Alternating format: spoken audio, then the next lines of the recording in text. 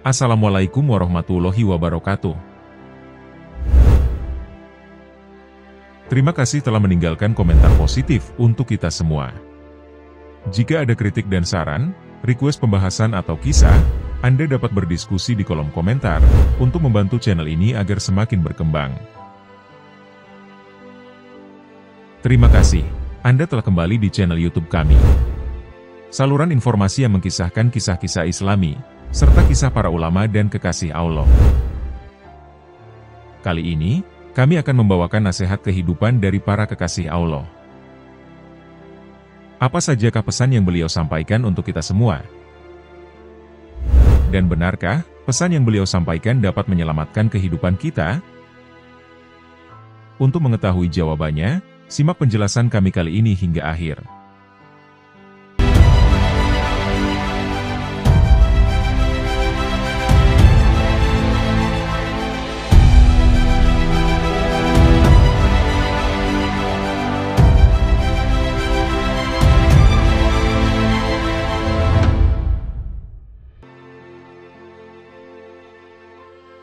Berikut akan kami sampaikan tentang nasihat-nasihat dari para kekasih Allah, yang semoga dapat menjadi penuntun dalam kehidupan Anda.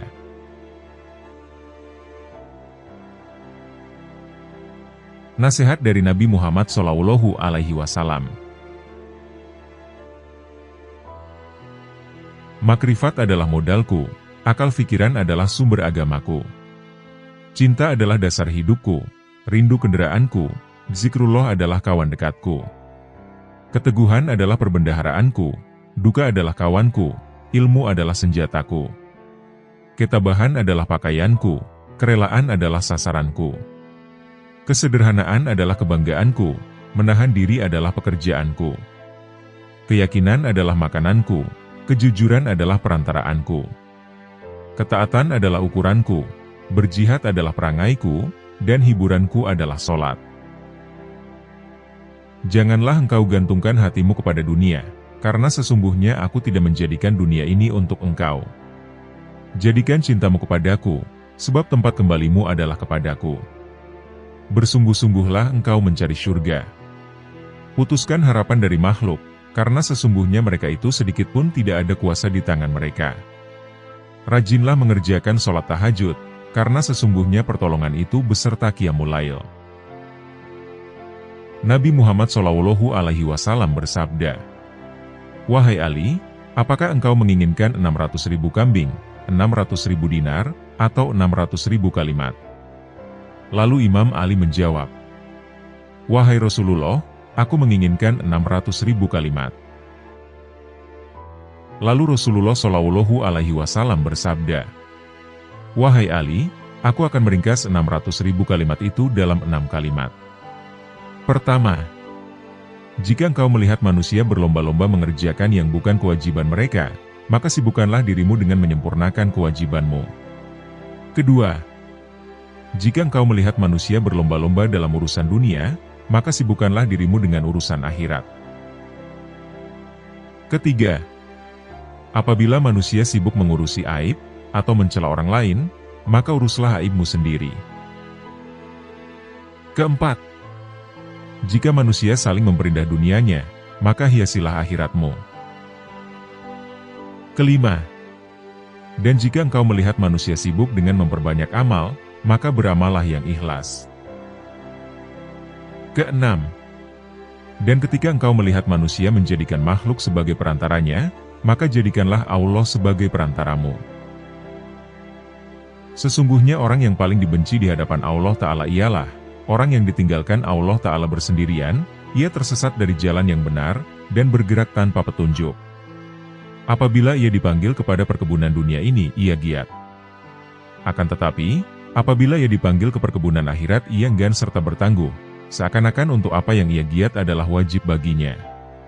Sedangkan, segala yang untuk itu, ia enggan tidak dituntut darinya.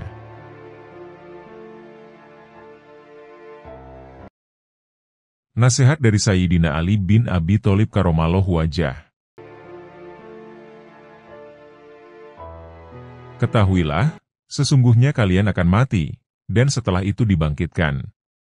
Kalian akan dimintai pertanggungjawaban atas semua amal kalian, serta mendapatkan balasan yang setimpal. Karena itu, jangan tertipu kehidupan dunia. Kehidupan dunia ini penuh ujian, bersifat sementara, dan syarat dengan tipu daya. Semua yang ada di dalamnya akan musnah.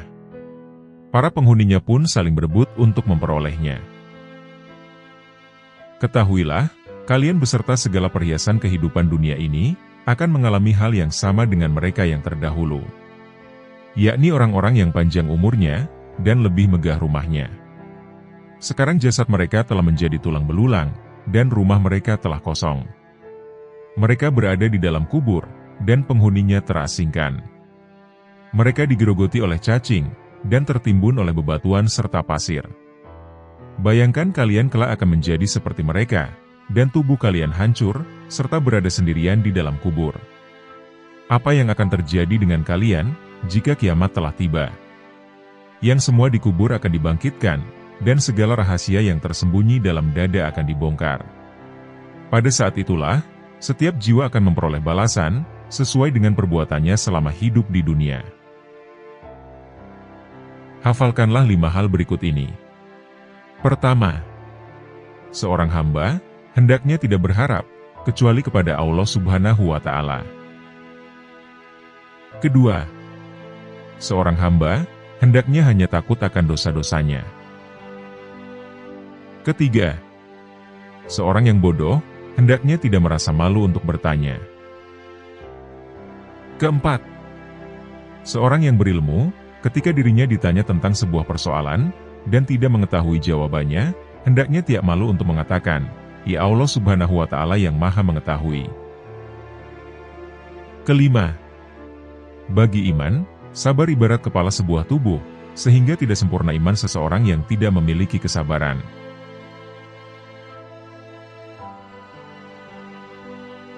Nasihat dari Sayyidina Hasan radhiyallahu anhu. Tinggalkan apa yang meragukan hatimu, dan beralihan kepada sesuatu yang tidak meragukan hatimu, karena sesungguhnya kebenaran itu membawa ketenangan di dalam hati. Manusia celaka karena 3 hal. Pertama sombong, kedua rakus, dan ketiga dengki. Sombong adalah penyebab rusaknya agama, dan karena sifat inilah iblis mendapat laknat. Rakus adalah musuh bagi hati manusia, dan karena sifat inilah Nabi Adam dikeluarkan dari surga. Dengki adalah menuju kejahatan dan, karena sifat inilah Qabil membunuh Habil.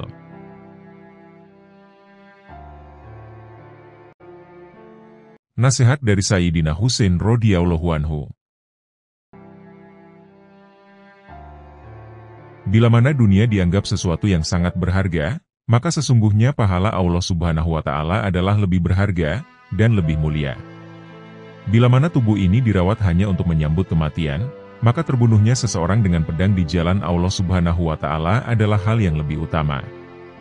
Bila mana rizki yang sudah ditentukan, maka sedikitnya keserakahan seseorang dalam berusaha adalah lebih baik. Bila mana harta benda dihimpun hanya untuk ditinggalkan, maka apa gunanya seorang pelit terhadap sesuatu yang pasti ia tinggalkan? Sabar adalah mahkota, kesetiaan adalah harga diri, dan memberi adalah kenikmatan.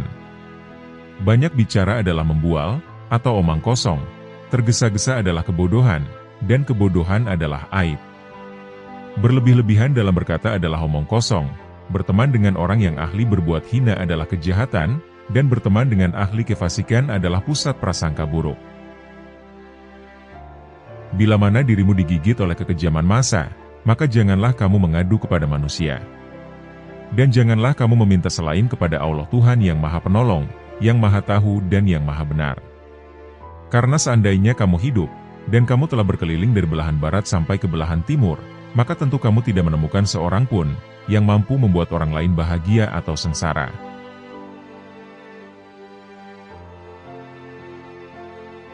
Nasihat dari Imam Ali Zainal Abidin As-Sajjad. Wahai nafsu, hentikanlah kecondonganmu kepada dunia, dan kecenderungan untuk meramaikannya. Tidaklah engkau menjadikan sebagai pelajaran terhadap para pendahulumu yang telah ditelan bumi, serta para sahabatmu, yang telah membuatmu bersedih karena kepergiannya. Demikian juga kawan-kawanmu yang telah berpindah ke dalam tanah, mereka sekarang telah berada di dalam perut bumi, di balik permukaannya. Kebaikan-kebaikan mereka ikut lebur, dan menyatu di dalamnya. Sudah berapa banyak manusia-manusia yang telah dibinasakan oleh kekejaman massa dari abad ke abad. Serta beberapa banyak manusia-manusia yang telah dirusak oleh bumi dengan bencana-bencananya. Lalu mereka ditenggelamkan di dalam gumpalan tangnya, dari berbagai jenis manusia yang pernah engkau ajak bergaul, dan kemudian mereka kamu antarkan ke dalam kuburnya. Betapa banyak manusia yang telah ditipu oleh dunia dari mereka, yang justru mendiaminya. Dan betapa banyak manusia yang telah dibanting oleh dunia dari mereka, yang justru menempatinya. Lalu dunia itu tidak mau mengangkatnya lagi dari keterpelesetannya, tidak menyelamatkannya dari kebinasaannya, tidak menyembuhkan dari kepedihannya, tidak membebaskannya dari penyakitnya, dan tidak melepaskannya dari penderitaannya. Amal yang paling utama di sisi Allah Subhanahu wa Ta'ala adalah sesuatu yang dilakukan menurut sunnah Rasulullah Shallallahu Alaihi Wasallam. Orang-orang yang menjadi pimpinan para manusia adalah orang-orang yang bermurah hati dan bertakwa. Sedangkan di akhirat nanti, yang mulia adalah orang-orang ahli agama, ahli keutamaan, dan orang ahli ilmu yang bertakwa. Karena sesungguhnya ulama itu adalah ahli waris para nabi.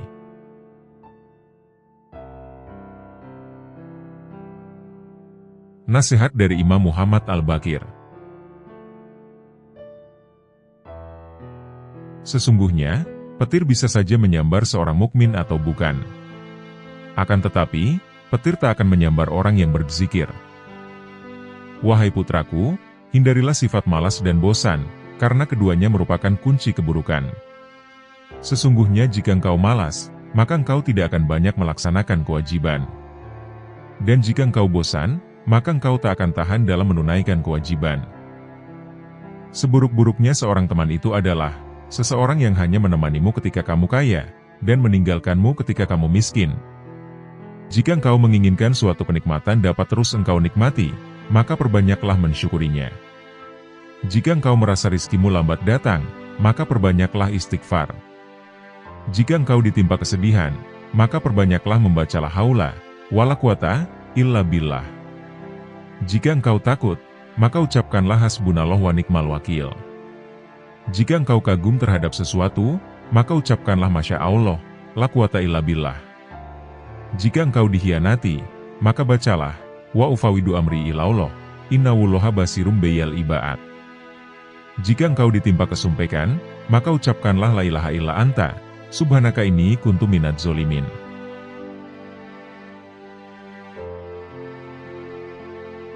Nasihat dari Imam Ja'far As-Shadiq. Keseimbangan tobat dan ibadah akan menimbulkan perilaku yang baik, yang akan mendapatkan ridho dari Allah Subhanahu wa Ta'ala. Sebab, dengan tobat kita akan menyadari atas semua kesalahan yang pernah kita lakukan. Dan dengan tobat pula, dapat meningkatkan amal ibadah kita kepada Allah Subhanahu wa Ta'ala. Sesuai sabda Rasulullah Shallallahu Alaihi Wasallam. Apabila Allah Subhanahu wa Ta'ala menghendaki seseorang menjadi baik, maka Dia membuatnya menyadari akan kesalahan-kesalahannya. Tiada bekal yang lebih utama daripada takwa. Tiada sesuatu yang lebih baik daripada diam. Tiada musuh yang lebih berbahaya daripada kebidohan. Dan tiada penyakit yang lebih parah daripada berbohong. Jika engkau mendengar suatu kalimat dari seorang muslim, maka bawalah kalimat itu pada sebaik-baiknya tempat yang engkau temui.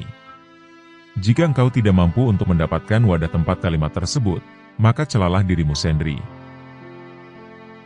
Barang siapa yang menjaga hatinya dari kelalaian berzikir, melindungi dirinya dari jerat syahwat, serta menjaga akalnya dari penyimpangan, maka dia akan dikelompokkan ke dalam golongan mereka yang hidup hatinya. Kemudian bagi mereka yang menjaga diri, dari memanfaatkan ilmu pengetahuan yang dimilikinya, untuk kepentingan pribadi, yang memelihara keimanannya dari bid'ah-bid'ah yang merusak, serta memelihara hartanya dari sesuatu yang haram, maka dirinya akan dikelompokkan ke dalam golongan orang-orang yang soleh. Jika engkau menjumpai sesuatu yang tidak engkau sukai dari perbuatan saudaramu, maka carilah satu, atau bahkan sampai 70 alasan, untuk membenarkan perbuatan saudaramu itu. Dan jika engkau masih belum mendapatkannya, maka katakanlah, Semoga ia mempunyai alasan tertentu, atau mengapa ia sampai berbuat demikian, yang mana aku tidak mengetahuinya. Wahai anakku, barang siapa membuka aib orang lain, maka aib keturunannya akan tersingkap. Barang siapa menghunus pedang seorang yang bengis, maka dia akan terbunuh darinya. Barang siapa menggali lubang untuk mencelakakan saudaranya, maka dia sendiri yang akan terjerumus ke dalamnya. Barang siapa memasuki tempat-tempat yang biasa dikunjungi orang-orang bodoh, maka dia akan direndahkan. Barang siapa bergaul dengan ulama, dia akan dimuliakan. Dan barang siapa memasuki tempat-tempat kemaksiatan, maka dia akan dituduh berbuat maksiat.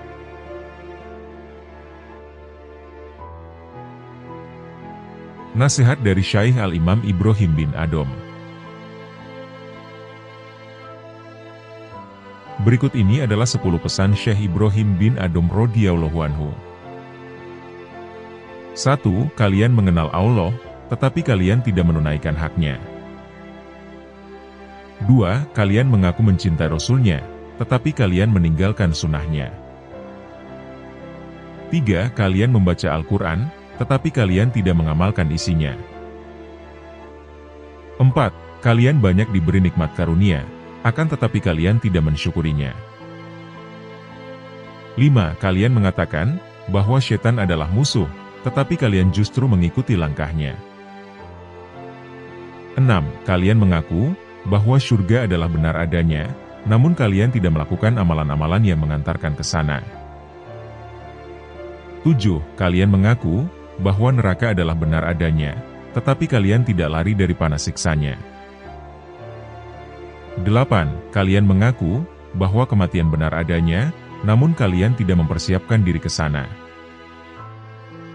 9. Kalian sibuk mengurusi kekurangan orang lain, tetapi kalian lupa akan kekurangan diri sendiri.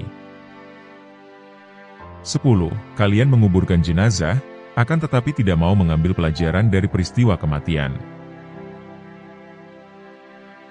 Ada 6 perkara yang perlu diingat. 1. Orang yang banyak bicara, janganlah kamu harapkan sangat atas kesadaran hatinya. 2. Orang yang banyak makan, janganlah kamu harapkan sangat atas kata-kata hikmat darinya. 3. Orang yang banyak bergaul dengan manusia, janganlah kamu harapkan sangat atas kemanisan ibadahnya. 4. Orang yang cinta kepada dunia, janganlah kamu harapkan sangat atas husnul khotimahnya. 5. Orang yang memilih berkawan dengan orang yang zolim, janganlah kamu harapkan sangat kelurusan agamanya. 6. Orang yang mencari keridhaan manusia, janganlah harapkan sangat akan keridhaan Allah Subhanahu wa Ta'ala daripadanya.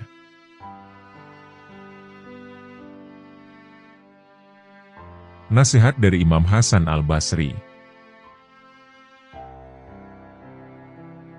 Hidup di dunia bagaikan ular berbisa, yang lembut sentuhannya, dan racunnya akan mematikan.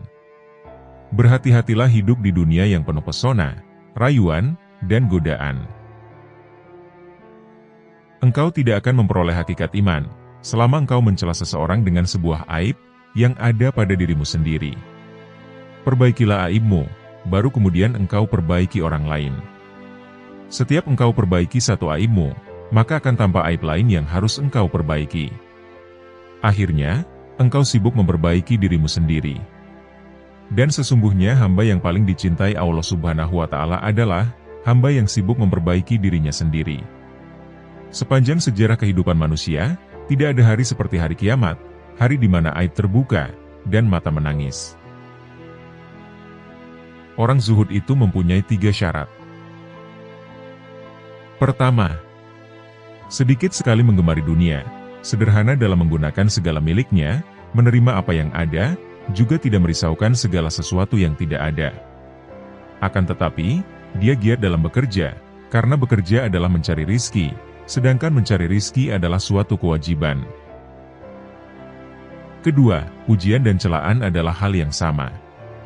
Tidak bergembira bila mendapat pujian, juga tidak bersedih jika mendapat celaan atau hinaan. Ketiga, mengutamakan ridho Allah Subhanahu wa Ta'ala daripada ridho manusia, atau merasa tentram jiwanya bila bersama Allah Subhanahu wa Ta'ala, dan merasa bahagia sebab dapat mentaati semua tuntutannya.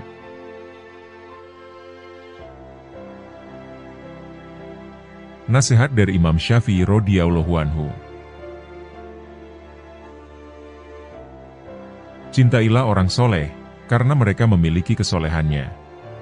Cintailah Nabi Muhammad SAW, karena dia kekasih Allah Subhanahu wa Ta'ala. Dan cintailah Allah Subhanahu wa Ta'ala, karena dia kecintaan Nabi dan orang-orang soleh. Dunia adalah tempat yang licin dan menggelincirkan, rumah yang hina, bangunan-bangunannya akan runtuh. Penghuninya akan beralih ke kuburan, perpisahan dengannya adalah sesuatu keniscayaan, kekayaan di dunia sewaktu-waktu bisa berubah menjadi kemiskinan. Bemegah-megahan adalah suatu kerugian, maka memohonlah perlindungan Allah Subhanahu wa Ta'ala, dan terimalah dengan hati yang lapang atas segala karunia-Nya. Jangan terpesona dengan kehidupanmu di dunia, sehingga meninggalkan kehidupan akhirat. Ketahuilah, sesungguhnya hidupmu di dunia akan sirna, dindingnya juga miring dan hancur. Maka, perbanyaklah perbuatan baik, dan janganlah terlalu banyak berangan-angan. Menganggap benar dengan hanya satu pandangan, merupakan suatu bentuk ketertipuan. Berpegangan dengan suatu pendapat itu lebih selamat, daripada berkelebihan dan penyesalan. Melihat dan berpikir, keduanya akan menyingkap keteguhan hati dan kecerdasan. Bermusyawarah dengan orang bijak, merupakan bentuk kemantapan jiwa, dan kekuatan mata hati. Ketahuilah, bahwa orang yang jujur kepada Allah Subhanahu wa Ta'ala, kelak ia akan selamat. Barang siapa yang bersemangat dengan agamanya, ia pun akan selamat dari kerusakan. Dan barang siapa yang berlaku zuhud dengan urusan dunianya, niscaya kelak pahala Allah Subhanahu wa Ta'ala akan nampak indah di matanya. Tujuan dari ilmu adalah mengamalkannya.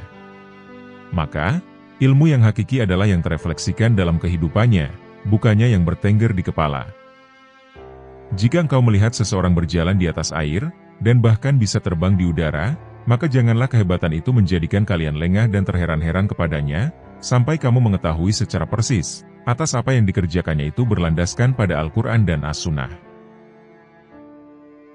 Jika rasa ujub menghinggapi aktivitasmu, maka lihatlah keridhaan siapa yang kau harapkan, pahala mana yang kau suka, sanksi mana yang kau benci. Maka, jika engkau memikirkan satu di antara kedua hal ini, niscaya akan hadir di depan matamu, atas apa yang sudah kamu lakukan. Bid'ah itu terbagi menjadi dua macam. Segala sesuatu yang baru dan tidak sejalan dengan Al-Quran, Sunnah, Atsar, dan Ijma, itu merupakan bid'ah dholalah, atau bid'ah yang sesat.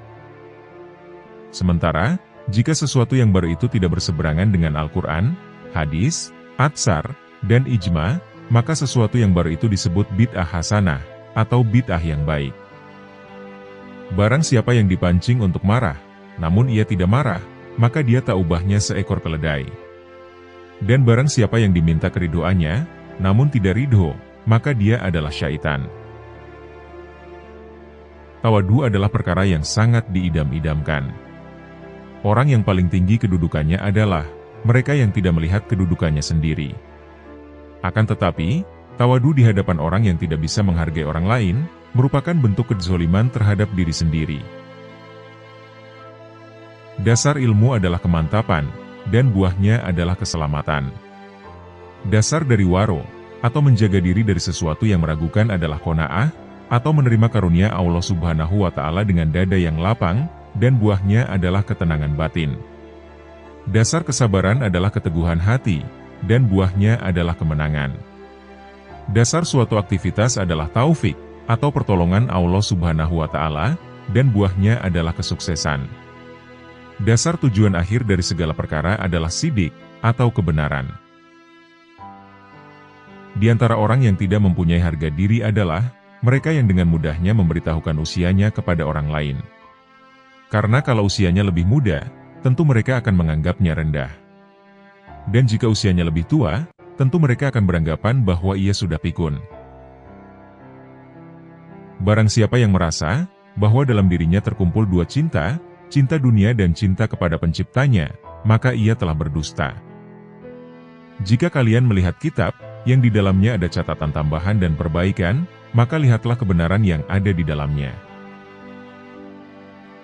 Terimalah dariku 3 hal. Pertama, Jangan berbicara panjang lebar tentang sesuatu yang tidak baik, perihal sahabat Rasulullah Shallallahu Alaihi Wasallam. Karena, kelak Rasulullah lah yang nantinya akan menjadi seterumu. Kedua, janganlah kamu sibukkan dirimu dengan ilmu kalam. Sesungguhnya aku telah melakukan kajian dengan ahli ilmu kalam, dan mereka telah melakukan taktil, atau meniadakan sifat Allah Subhanahu wa Ta'ala. Ketiga, dan janganlah pula menyibukkan dirimu dalam nujum, atau ramalan dengan bintang.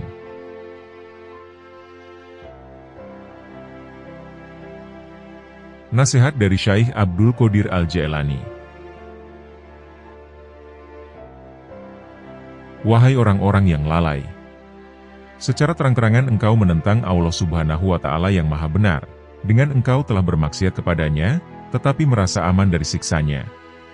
Ketahuilah, sebab tak lama lagi rasa aman itu akan berubah menjadi ketakutan, masa luangmu menjadi kesempitan, kesehatanmu menjadi sakit, kemuliaanmu menjadi kehinaan, kedudukanmu menjadi rendah, dan kekayaanmu menjadi kemiskinan.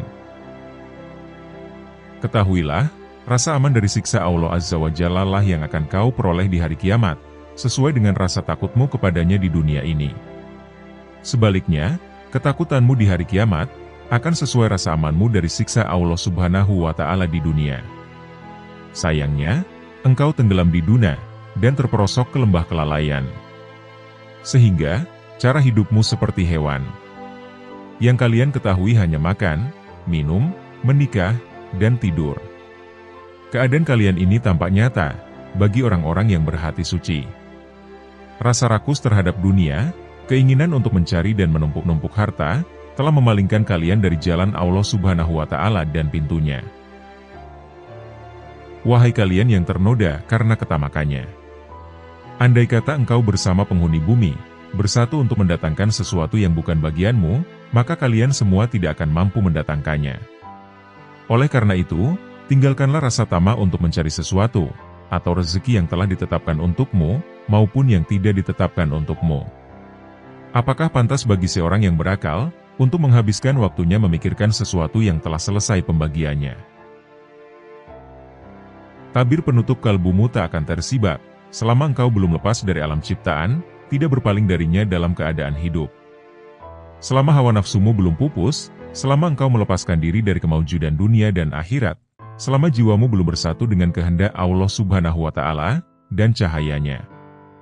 Jika jiwamu bersatu dengan kehendak Allah Subhanahu wa Ta'ala dan mencapai kedekatan dengannya lewat pertolongannya, makna hakiki bersatu dengan Allah Subhanahu wa Ta'ala ialah berlepas diri dari makhluk dan kedirian, serta sesuai dengan kehendaknya tanpa gerakmu, dan yang ada hanya kehendaknya. Inilah keadaan fana dirimu, dan dalam keadaan itulah engkau bersatu dengannya, bukan bersatu dengan ciptaannya.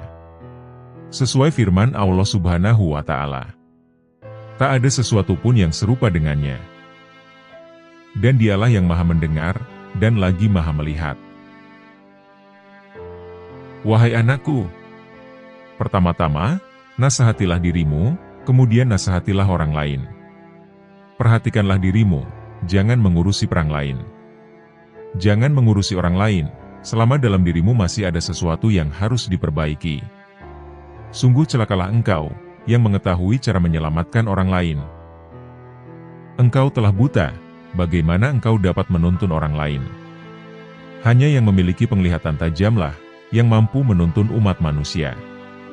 Hanya orang yang mengenal Allah Subhanahu wa Ta'ala lah, yang dapat mengembalikan manusia ke jalannya. Seseorang yang tidak mengenalnya, bagaimana dapat menuntun umat manusia ke jalannya? Kalian menghadiri majelis ilmu, hanya untuk mencari jalan keluar bagi permasalahan duniawi kalian, bukan untuk mengobati penyakit hati. Kalian tidak mendengarkan nasihat para penceramah, tetapi meneliti kesalahan mereka, kemudian menghina, serta menertawakannya. Dan kalian juga bermain-main dalam majelis. Sesungguhnya kalian sedang mempertaruhkan diri kepada Allah Subhanahu wa Ta'ala, yang Maha Agung, dan yang Maha Mulia. Segeralah bertobat, jangan mencontoh musuh-musuh Allah Subhanahu wa Ta'ala. Berusahalah untuk mengambil manfaat dari apa yang kalian dengar.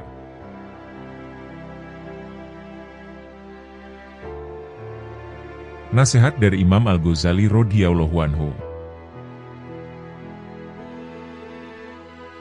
renungkanlah pendeknya umurmu. Andai kata engkau berumur 100 tahun sekalipun, maka umurmu itu akan pendek, jika dibandingkan dengan masa hidupmu kelak di akhirat, yang akan hidup abadi selama-lamanya. Coba renungkanlah, agar dapat beristirahat dalam 1 bulan atau setahun, engkau sanggup menanggung berbagai beban berat dan kehinaan di dalam mencari dunia. Tetapi mengapa engkau tidak sanggup menanggung beban ibadah selama beberapa hari, demi mengharapkan kebahagiaan abadi di akhirat nanti? Jangan panjang angan-angan, sebab engkau nanti akan berat untuk beramal. Yakinilah, bahwa tak lama lagi engkau akan mati. Katakanlah dalam hatimu, pagi ini aku akan beribadah, meskipun berat. Sebab, siapa tahu nanti malam aku akan meninggal dunia. Malam ini aku akan sabar beribadah, karena siapa tahu besok aku mati. Sebab, kematian tidak datang pada waktu, keadaan, dan tahun tertentu. Yang jelas, dia pasti akan datang. Oleh karena itu, mempersiapkan diri menyambut kedatangan maut adalah lebih utama, daripada mempersiapkan diri untuk menyambut dunia. Bukankah engkau menyadari, betapa pendek hidupmu di dunia? Bukankah bisa jadi ajalmu hanya tersisa 1 hari, atau bahkan hanya tinggal 1 tarikan hembusan nafas saja? Lakukanlah hal ini, dan paksakan dirimu untuk sabar beribadah kepada Allah Subhanahu wa Ta'ala. Andai kata engkau ditakdirkan untuk hidup selama 50 tahun, dan engkau biasakan dirimu untuk sabar dalam beribadah, maka nafsumu akan tetap berontak. Tetapi ketika maut menjemput, maka engkau akan berbahagia selama-lamanya. Akan tetapi, ketika engkau tunda-tanda dirimu untuk beramal, sedangkan kematian akan datang di waktu yang tidak kau perkirakan. Kehidupan seorang muslim tidak dapat dicapai dengan sempurna, kecuali mengikuti jalan Allah Subhanahu wa Ta'ala, yang dilaluinya secara bertahap. Tahapan-tahapan itu antara lain adalah tobat, sabar, fakir, zuhud, tawakal, cinta, makrifat dan ridho. Oleh karena itulah, seseorang yang mempelajari tasawuf, maka wajib baginya mendidik jiwa dan akhlaknya. Sementara itu, hati adalah cermin yang sanggup menangkap makrifat. Dan kesanggupan itu terletak pada hati yang suci dan jernih. Berbicara tentang nasihat, kulihat diriku tak pantas untuk memberikannya. Sebab, nasihat seperti zakat dan nisabnya adalah kemampuan untuk memetik nasihat itu bagi dirinya sendiri. Seseorang yang belum mencapai nisab, bagaimana ia akan mengeluarkan zakat? Dan seorang yang tak memiliki cahaya, bagaimana dapat dijadikan sebagai alat penerang oleh orang lain? Bagaimana bayangan akan lurus, jika kayunya bengkok? Allah Subhanahu wa Ta'ala telah mewahyukan kepada Isa bin Maryam alaihi salam, "Nasihatilah dirimu. Jika kau mampu memetik nasihat, maka nasihatilah orang lain. Jika tidak, maka malulah kepadaku."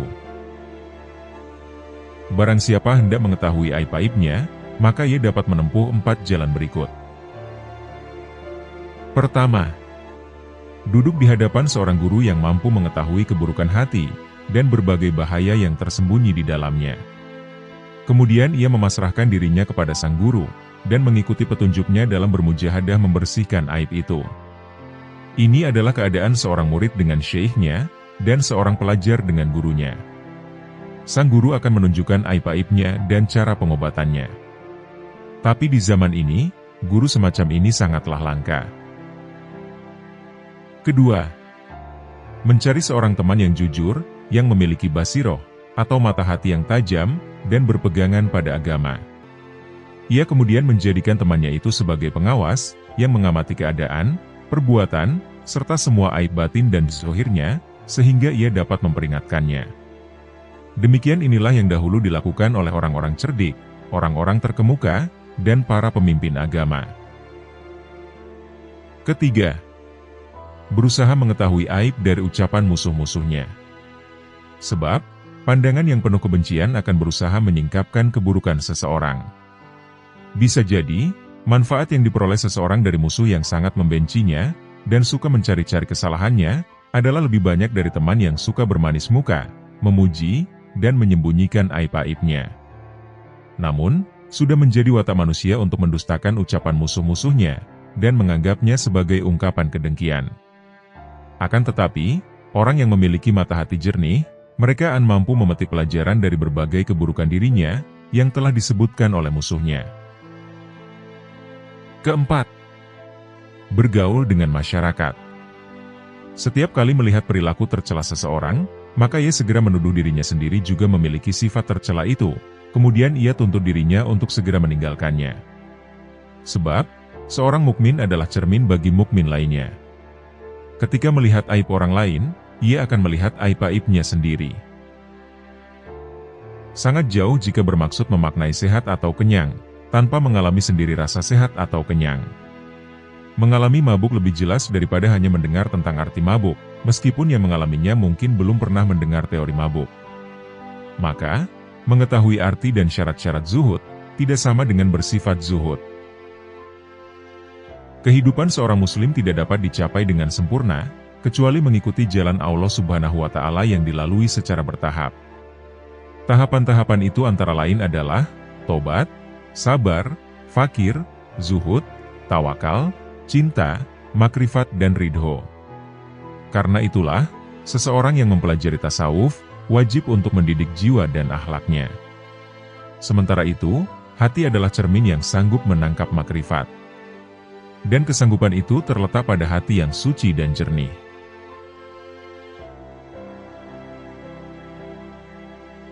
Nasihat dari Syekh Abu Hasan Ali Asyadzili.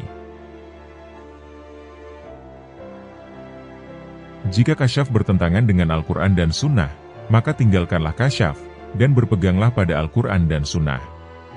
Katakan pada dirimu, sesungguhnya Allah Subhanahu wa Ta'ala menjamin keselamatan saya dalam kitabnya dan sunnah Rasulnya, dari kesalahan, bukan dari kasyaf, ilham, maupun musyahadah, sebelum mencari kebenarannya dalam Al-Quran dan Sunnah terlebih dahulu.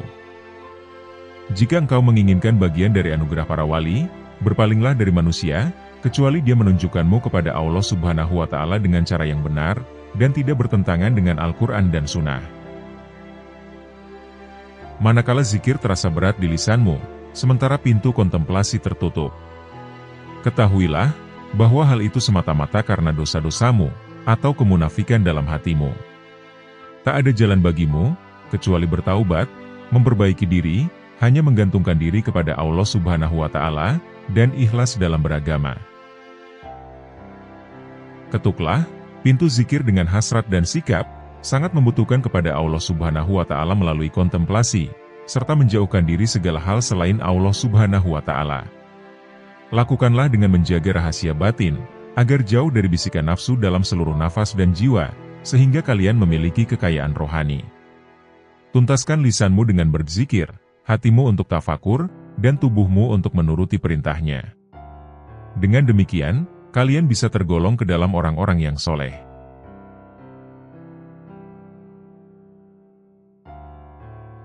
Nasihat dari Imam Muhammad Maula Ad-Dawilai. Sesungguhnya aku tidak takut miskin. Sebab, aku yakin bahwa karunia Allah lebih dekat dari yang di tanganku. Sesungguhnya aku tidak membenci kematian. Sebab, yang membenci kematian, berarti membenci bertemu dengan Allah Subhanahu wa Ta'ala. Aku tidak pernah membenci tamu, meskipun aku tidak memiliki sesuatu yang dapat aku hidangkan. Syekh Abdurrahman As-Segaf berkata, bila mana ayahku sedang membaca satu ayat Al-Quran, maka lidah beliau seolah-olah menjadi bara.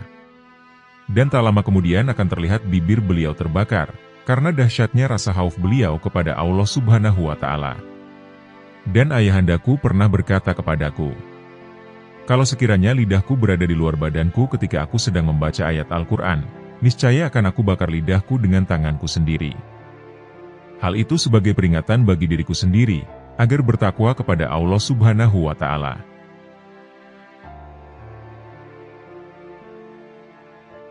Nasihat dari Syekh Abdurrahman As-Segaf.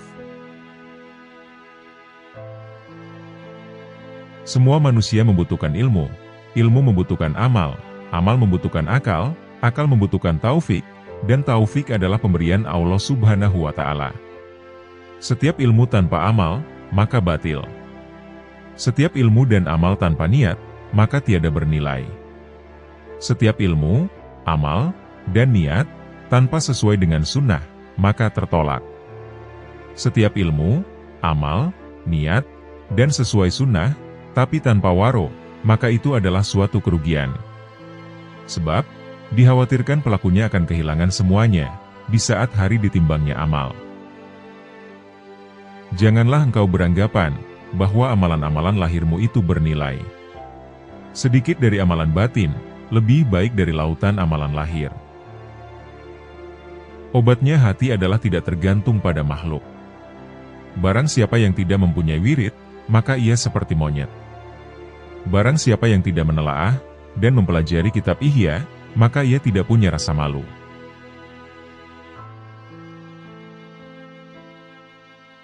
Nasihat dari Imam Abdul Al-Idrus. Di antara waktu yang bernilai tinggi, merupakan pembuka pembendaharaan ilahi. Yakni di antara zuhur dan asar, maghrib dan isya, dan tengah malam terakhir, sampai waktu bagda subuh. Sumber segala kebaikan, dan pangkal segala kedudukan dan keberkahan, akan dicapai melalui ingat mati, ingat kubur, dan ingat bangkai. Keriduan Allah Subhanahu wa Ta'ala dan Rasul-Nya terletak pada mutolaah, atau mempelajari dan memperdalam Al-Quran dan hadis, serta kitab-kitab agama Islam. Meninggalkan dan menjauhi ghibah adalah raja atas dirinya. Menjauhi naimah atau mengadu domba adalah ratu dirinya. Baik sangka kepada orang lain adalah wilayah dirinya. Duduk bercampur dalam majelis zikir adalah keterbukaan hatinya. Peraslah jasadmu dengan mujahadah, atau memerangi hawa nafsu dunia, sehingga keluar minyak kemurnian.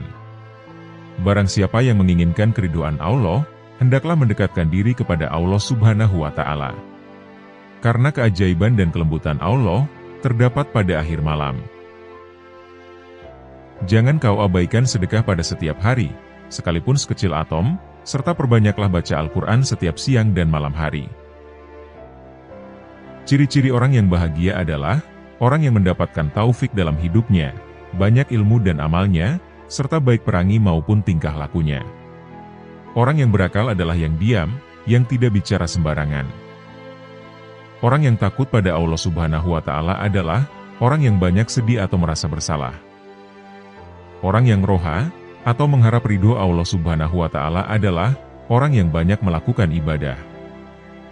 Orang yang mulia adalah, orang yang bersungguh-sungguh dalam kebaikan, dan ridho Allah Subhanahu wa Ta'ala yang didambakan hidupnya.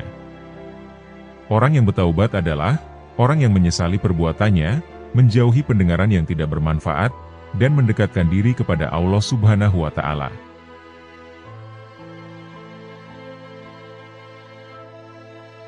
Nasihat dari Syekh Ali bin Abu Bakar As-Sakron. Barang siapa memiliki hubungan dengan orang-orang yang telah meninggal dunia, dengan terbiasa menghadiahkan pahala membaca Al-Quran, zikir, doa, sedekah, dan ibadah lainnya, maka kelak di kubur dia tidak akan merasa kesepian. Bahkan setelah meninggal dunia, dia tetap akan merasa senang. Dia seperti orang yang berkunjung ke rumah teman, yang pandai menghibur, dan selalu memuliakannya. Wahai saudaraku, jangan tinggalkan satupun sunnah dan adab yang terdapat dalam syariat, tanpa udzur atau alasan yang benar. Sebab, Abdullah bin Mubarak radhiyallahu anhu pernah berkata, barang siapa meremehkan adab, akibatnya dia akan meninggalkan sunnah. Dan barang siapa meremehkan sunnah, akibatnya dia akan meninggalkan yang wajib. Dan akibatnya, dia tidak akan memperoleh makrifat. Rasulullah Shallallahu Alaihi Wasallam bersabda, maksiat merupakan utusan kekufuran. Memandang remeh hal-hal yang makruh, akan mendorong seseorang untuk berbuat yang haram. Dan meremehkan yang haram, akan mendorong seseorang untuk kufur. Oleh karena itu, wahai saudaraku, dengan berlandaskan sunnah dan hukum-hukum syariat, biasakan dirimu untuk menentangnya, dan tidak mengikuti keinginan nafsu. Curahkanlah semua tenagamu, untuk berjuang mendapatkan keridhaan Allah Subhanahu wa Ta'ala, dan kesuksesan di hari esok.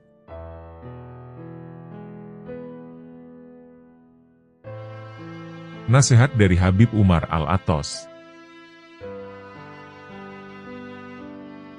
Sumber-sumber ilmu tidak akan berkurang sedikitpun dari generasi terkemudian. Akan tetapi, pada umumnya mereka datang dengan membawa wadah yang bocor, sehingga tidak memperoleh ilmu, kecuali sedikit.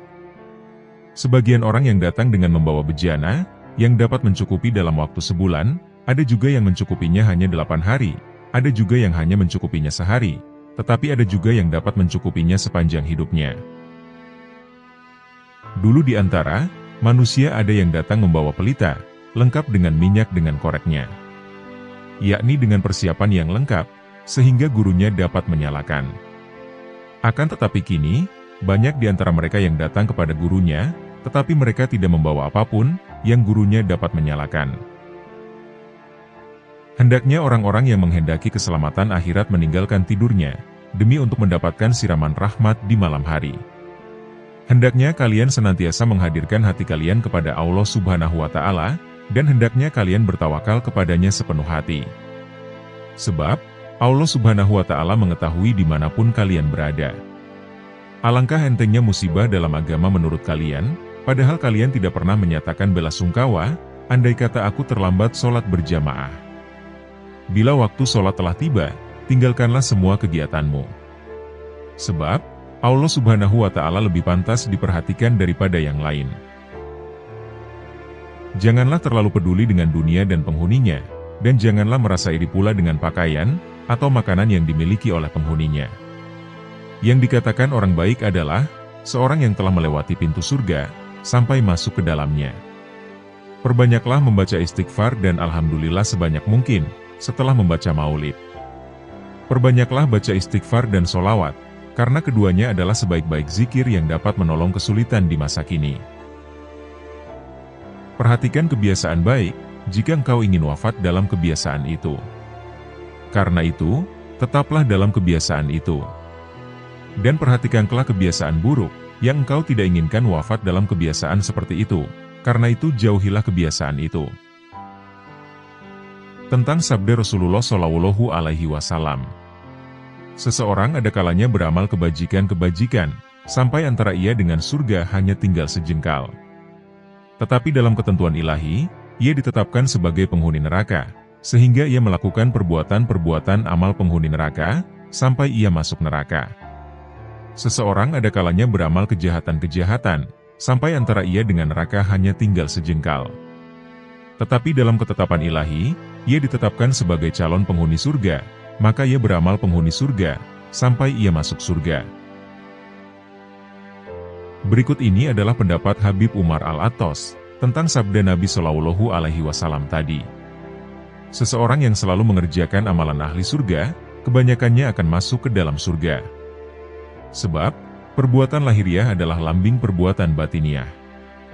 Jika ia masuk ke dalam neraka, maka hal itu jarang sekali. Hal itu seperti orang yang jatuh dari tempat yang tidak terlalu tinggi, dan tentunya orang itu tidak akan berbahaya. Demikian pula seorang yang melakukan amal-amal ahli neraka, yang kebanyakannya ia akan masuk ke dalam neraka. Tetapi jika ia masuk ke dalam surga, maka hal itu jarang sekali terjadi. Hal itu seperti orang yang jatuh dari puncak gunung, dan kebanyakan akan wafat.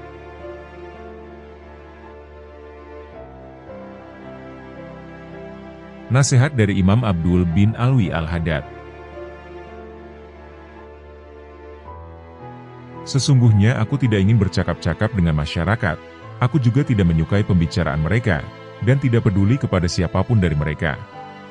Sudah menjadi tabiat dan watakku, bahwa aku tidak menyukai kemegahan dan kemasyhuran.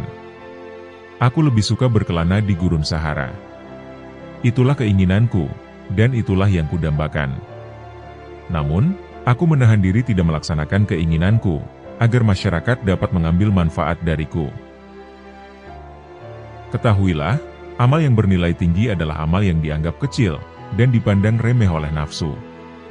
Adapun amal yang dipandang mulia dan bernilai oleh nafsu, pahalanya dapat sirna, baik karena pelakunya, amalnya itu sendiri, ataupun karena orang lain yang berada sekitarnya. Di zaman ini kita harus berhati-hati, sebab zaman ini adalah zaman syubhat. Para ulama menyatakan, tidak sepatutnya seorang yang berilmu bingung membedakan yang baik dan buruk. Sebab, kebaikan dan keburukan adalah dua hal yang sangat jelas, dan setiap orang dapat membedakannya. Seorang berilmu ketika harus memilih satu di antara dua kebaikan, atau dua keburukan, maka dia akan memilih kebaikan yang terbaik, dan meninggalkan keburukan yang terburuk. Ikut langkah-langkah ulama salaf, atau ulama terdahulu, yang akan membuahkan kebaikan yang amat besar, walaupun si pengikut bukan tergolong ahli batin. Tetapi jika ia serasikan langkahnya dengan ulama salaf, maka ia akan mendapatkan seperti apa yang didapat oleh mereka, yakni para salafun sholihin. Jika satu zaman itu rusak, maka wajiblah bagi mereka yang hidup di zaman itu, untuk mengikuti jejak langkah ulama salafus sholihin. Jika tidak mampu menyamakan diri dengan mereka dalam setiap langkah, paling tidak hampir menyamai mereka. Sebab, setiap orang dalam kehidupan itu harus memiliki panutan, atau imam, sedang orang yang tidak memiliki panutan atau imam, maka panutannya adalah setan. Seorang murid, atau pencari jalan menuju Allah, mereka tidak boleh menyakiti hati gurunya, karena belajar dan ilmunya tidak akan diberi berkah. Ada kalanya seseorang murid, atau pencari jalan menuju Allah, diuji dengan kemiskinan, kesengsaraan, dan kesempitan dalam kehidupan. Maka, hendaknya ia bersyukur kepada Allah Subhanahu wa Ta'ala, yang disebabkan dengan hal yang telah disebutkan tadi. Dan harus beranggapan berprasangka, bahwa takdir atau kehendak Allah menjadikan Anda miskin, sengsara, susah, serta sempit, sebagai sebesar-besarnya kenikmatan. Karena, dunia adalah musuh Allah. Anda harus bersyukur, maka Allah akan mengangkat derajatnya sama dengan para nabinya, para aulianya, dan hamba-hamba yang soleh. Ketahuilah, bahwa rizki itu telah ditentukan, dan telah dibagikan oleh Allah Subhanahu wa Ta'ala. Di antara hamba-hambanya ada yang diluaskan rezekinya, dan dilapangkan kehidupannya, dan dikurangkan rizkinya menurut kebijaksanaannya. Bersifatlah qanaah, atau merasa cukup, atas apa yang ditentukan Allah bagimu. Awaslah dan waspadalah, dengan panjang angan-angan dan harapan, tentang kehidupan di dunia, karena dunia akan menariknya untuk mencintai dunia, dan Anda akan terikat dengannya. Sehingga, sukar untuk beribadat dan mengasingkan diri untuk menuju jalan akhirat. Aku tidak pernah melihat ada yang benar-benar memberi, selain Allah Subhanahu wa Ta'ala. Jika ada seseorang memberiku sesuatu, kebaikannya itu tidak meninggikan kedudukannya di sisiku, karena aku menganggap orang itu hanyalah perantara saja.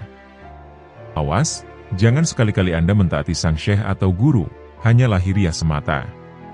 Karena ketahuilah, bahwa syekh itu dapat melihat ketaatanmu padanya. Di belakangnya Anda membantah dan mendurhakai karena sangkaanmu, Anda sangka Allah tidak tahu kelakuanmu. Sedangkan, syekhmu itu dekat dengannya.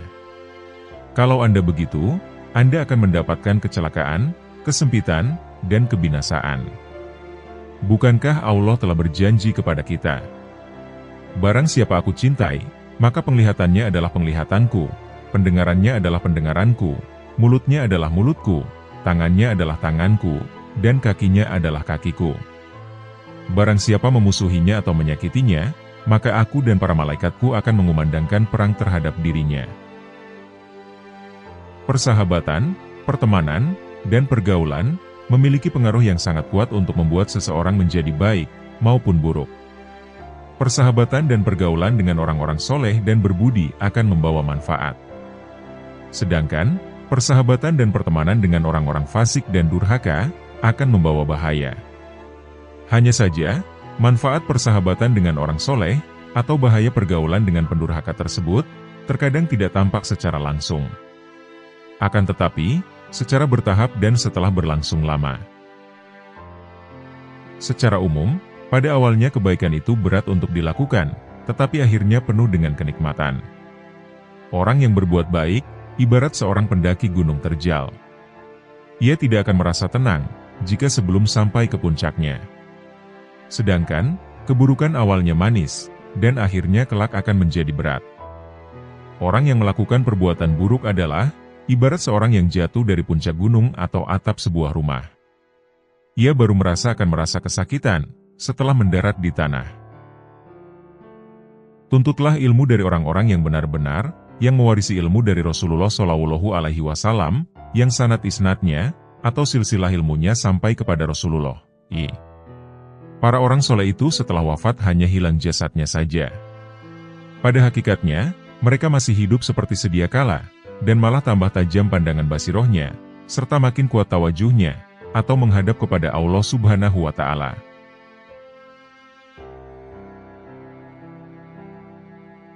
Nasihat dari Syekh Abu Bakar bin Salim.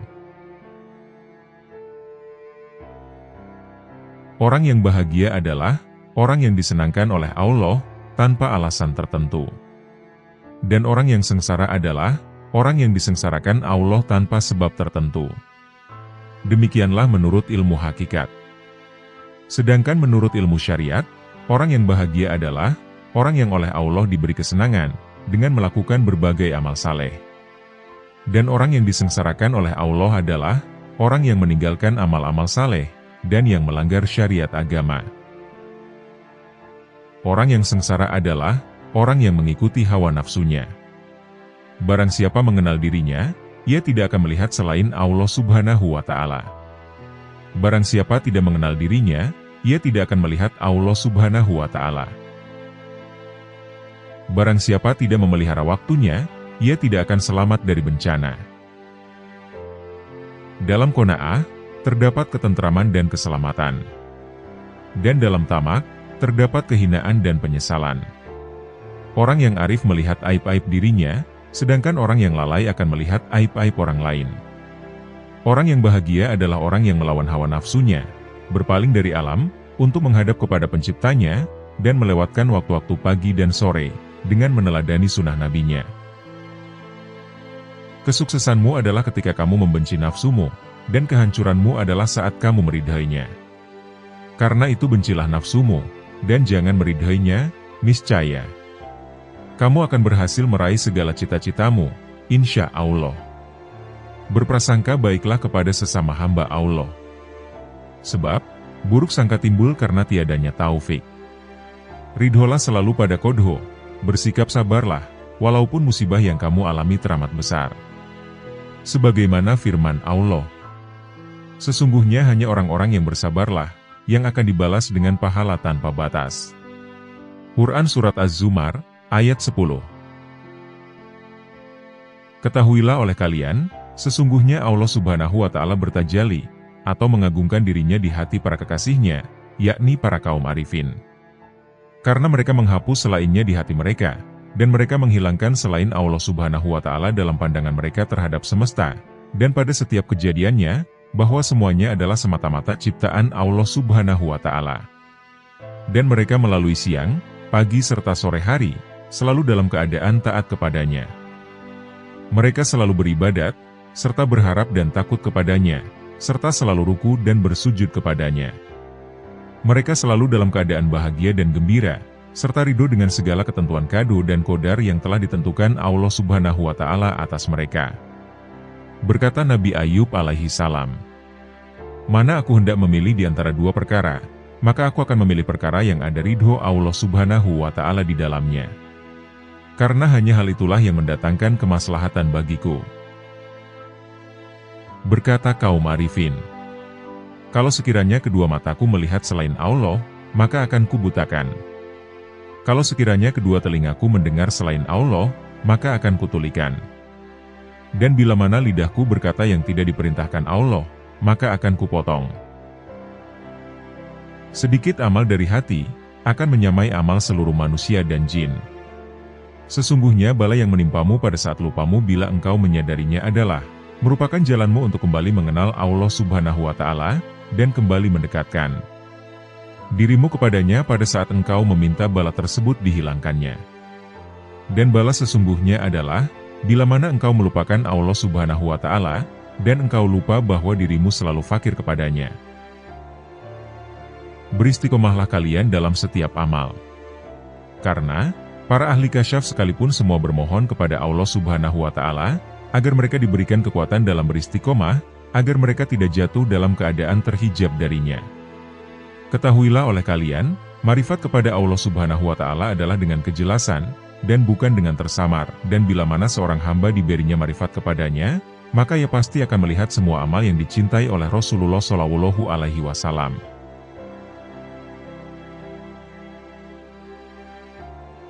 Nasihat dari Ibnu Athaillah As-Sakandari.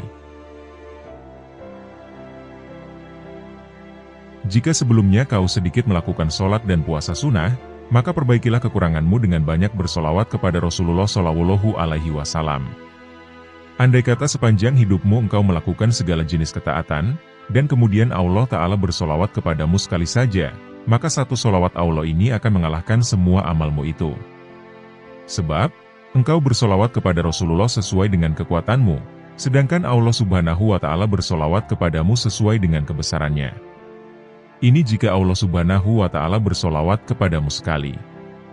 Lantas, bagaimana jika Allah Ta'ala membalas setiap solawatmu dengan 10 solawat, sebagaimana yang disebutkan dalam sebuah hadis sahih?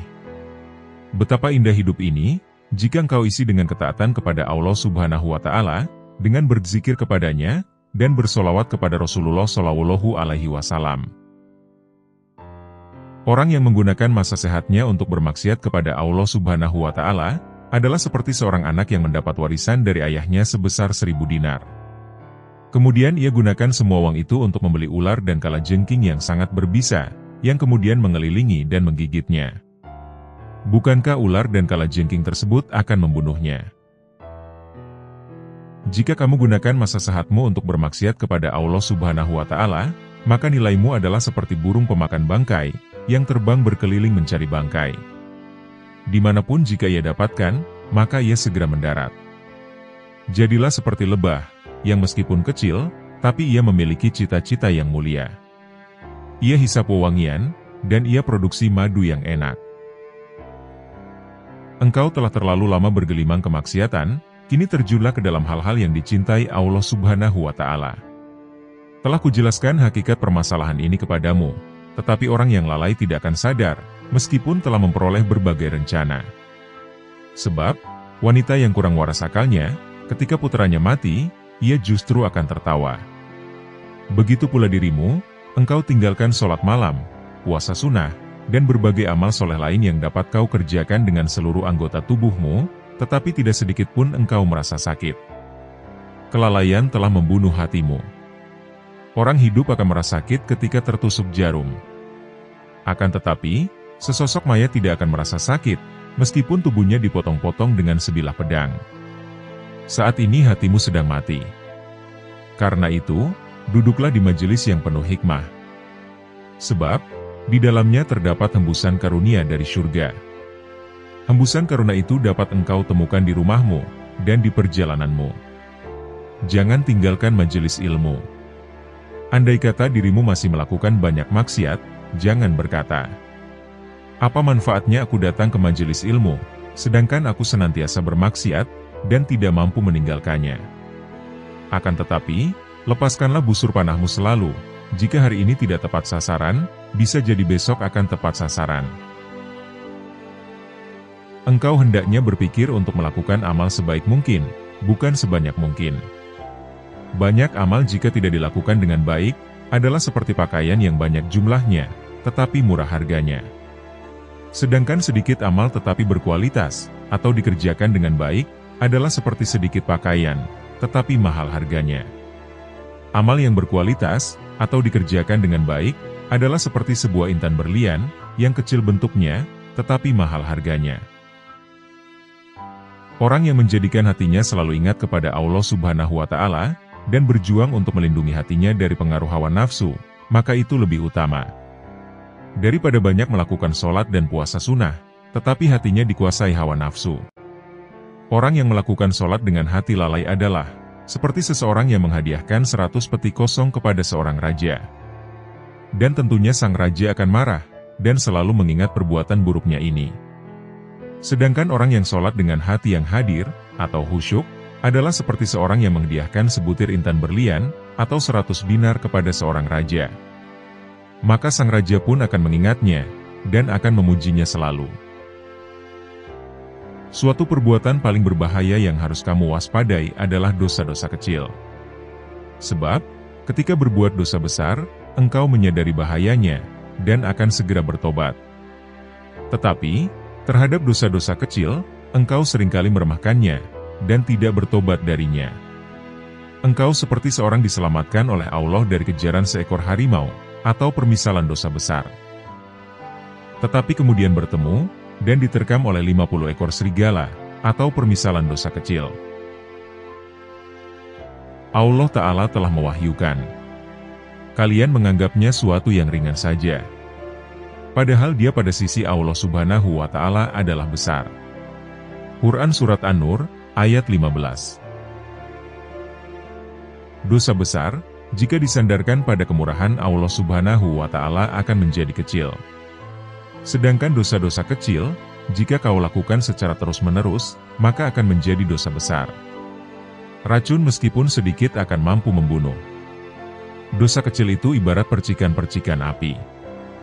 Dan pada hakikatnya, api yang berkobar berasal dari percikan-percikan api kecil. Ukurlah dirimu dengan sholat. Jika ketika sholat engkau tidak memikirkan segala sesuatu selain Allah Subhanahu wa Ta'ala, maka berbahagialah.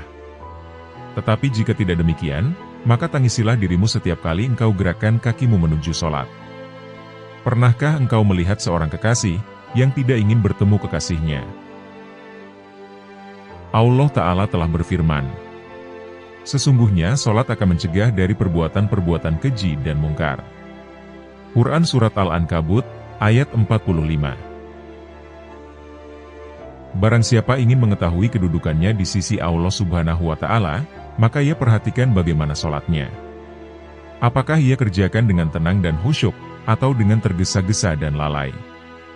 Jika sholat tersebut ternyata kau lakukan dengan lalai dan tergesa-gesa, maka taburkanlah pasir ke wajahmu.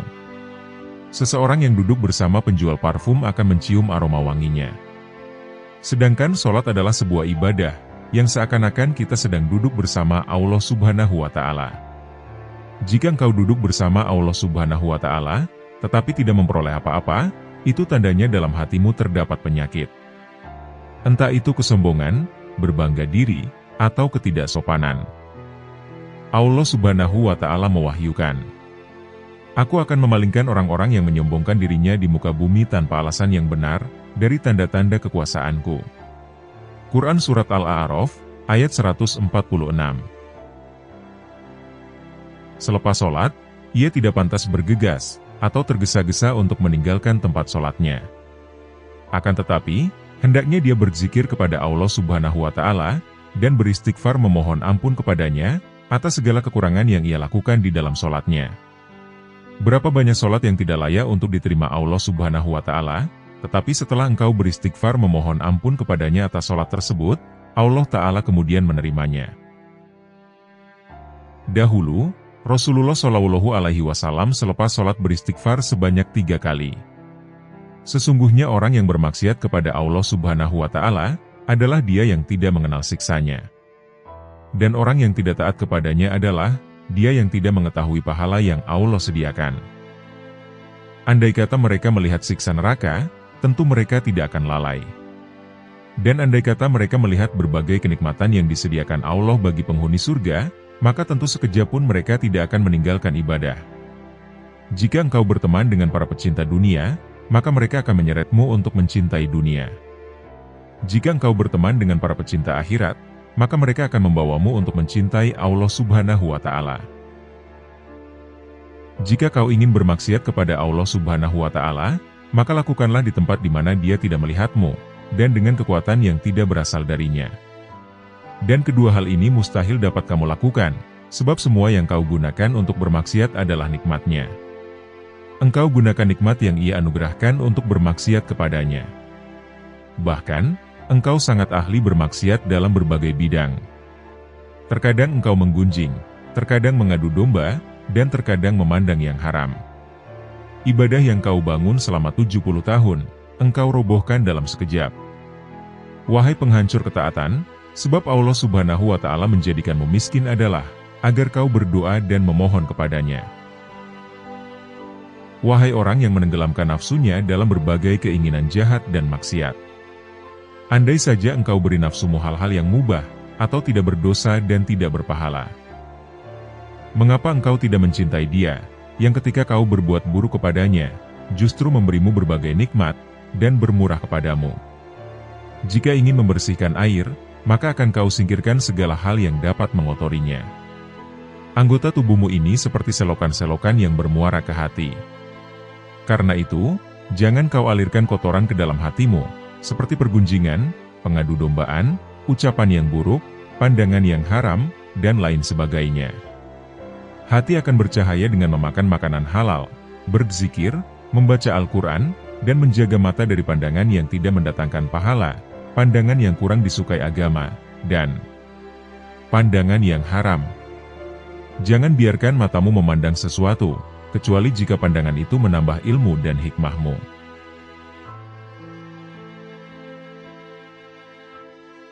Nasihat dari Habib Ali bin Muhammad Al-Habsyi. Camkanlah, jangan sampai kalian tidak mempelajari ilmu bahasa nahwu dan sorof. Karena ilmu bahasa merupakan dasar dan perantara kalian untuk memahami semua ilmu. Wahai saudaraku, berprasangka baiklah kepada Allah Subhanahu wa Ta'ala, wujudkanlah kebenaran janjinya.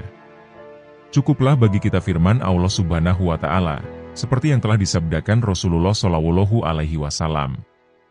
Aku bersama prasangka hambaku terhadapku, maka berprasangkalah kepadaku sesukamu. Jika seorang hamba memperdulikan penyakit hati seperti penyakit badan, niscaya mereka akan mendapatkan tabib di hadapan mereka. Akan tetapi, sedikit sekali yang membahas masalah ini, karena mereka telah dikuasai nafsu dan akal. Jika tak ada ketamakan, dan tak ada satu makhluk pun keluar dari lingkaran jejak Rasulullah, maka tidak akan ada manusia mengejar dunia yang fana ini, atau berpaling dari kebahagiaan akhirat yang kekal. Tak ada derajat yang lebih tinggi daripada prasangka baik. Karena di dalam prasangka baik, terdapat keselamatan dan keberuntungan. Di dalam keluasan rahmat Allah Subhanahu wa Ta'ala, sirnalah amalmu seperti amal setiap makhluk. Di dalam rahasia Allah Subhanahu wa Ta'ala, yang dititipkan pada makhluknya, terdapat sesuatu yang mengharuskan untuk berkeyakinan, bahwa semua makhluk adalah aulia. Keteguhan yang sempurna berbeda-beda. Keteguhan dalam perkataan, berbeda dengan keteguhan dalam perbuatan. Keteguhan dalam perbuatan, berbeda dengan keteguhan dalam beramal. Keteguhan dalam beramal, berbeda dengan keteguhan dalam mencari. Keteguhan dalam mencari, berbeda dengan keteguhan dalam apa yang dicari. Sedangkan hakikatnya secara utuh, dan merupakan kedudukan yang terakhir adalah, tidak memalingkan pandangan dari Allah Subhanahu wa Ta'ala sekedip mata pun, bahkan yang lebih cepat dari itu.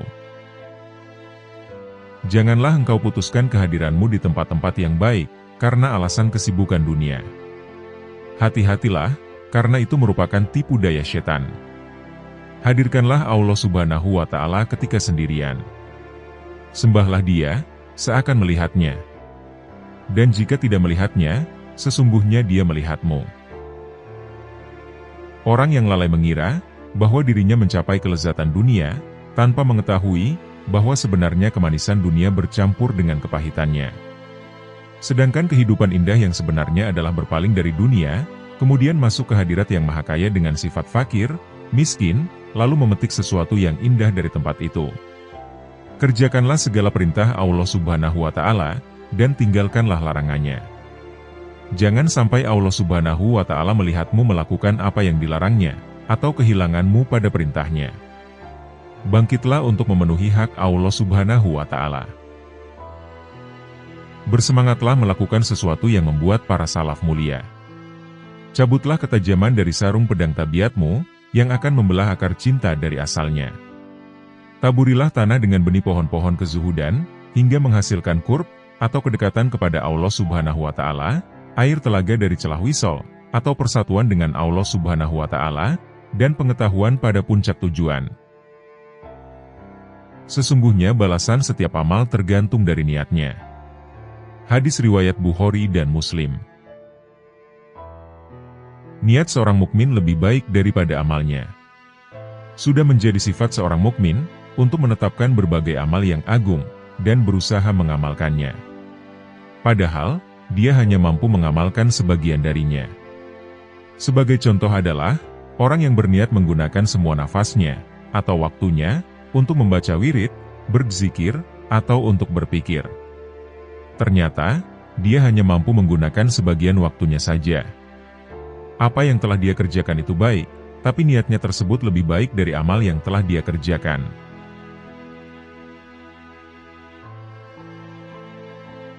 Nasihat dari sahabat Salman Al-Farisi.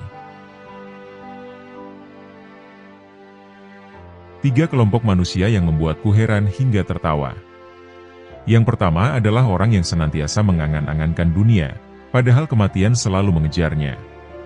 Yang kedua adalah orang yang lalai, padahal semua perbuatannya tidak akan dilalaikan atau akan dibalas. Yang kedua adalah orang yang tertawa, padahal dia tidak tahu bahwa Allah Subhanahu wa Ta'ala yang Maha memelihara alam semesta, murka atau ridho kepadanya. Hati dan jasad adalah seperti seorang tunanetra dan seorang lumpuh, yang mereka memasuki sebuah kebun. Si lumpuh berkata kepada sang tunanetra, "Aku bisa melihat buah-buahan yang ada di kebun ini, tetapi tidak dapat memetiknya, karena aku lumpuh. Dan kau tidak dapat melihatnya, tetapi kau tidak lumpuh. Maka, gendonglah aku." Sang tunanetra menggendong si lumpuh, dan memetik buah-buahan tersebut, kemudian mereka memakannya. Ruh dan jasad yang bekerja sama untuk berbuat maksiat kepada Allah Subhanahu wa Ta'ala, maka keduanya layak mendapat siksa.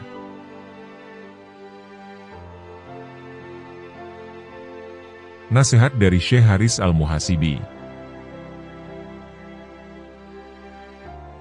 Wahai saudaraku, telah kuperingatkan engkau agar tidak sombong. Ingatlah, bahwa Allah Subhanahu wa Ta'ala senantiasa mengawasimu. Oleh karena itu, jangan sekali-kali menghina seseorang, atau menolak kebenaran yang disampaikan kepadamu. Allah Subhanahu wa Ta'ala murka kepada seseorang yang bersikap demikian, dan Ia akan merendahkan mereka yang menyombongkan diri.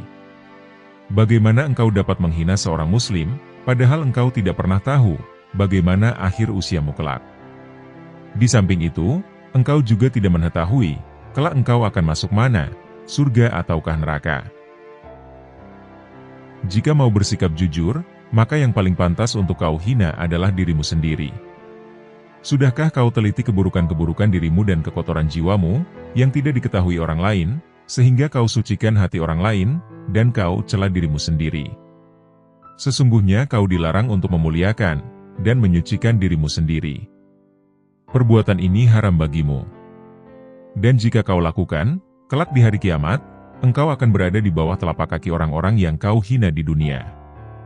Renungkanlah ini, dan memohonlah kepada Allah Subhanahu wa Ta'ala, untuk menolongmu menghapuskan kesombongan dari hatimu. Semoga Allah Subhanahu wa Ta'ala melindungi kita semua dari sifat sombong ini. Nasihat dari Habib Abdul bin Muhsin Al-Atos.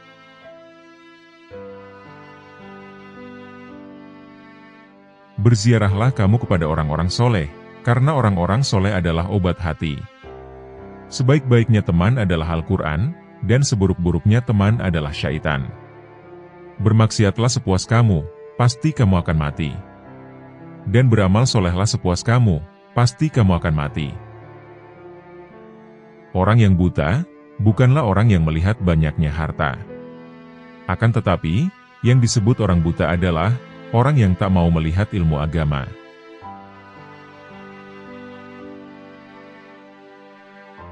Nasihat dari Habib Ahmad bin Hasan Al-Atos.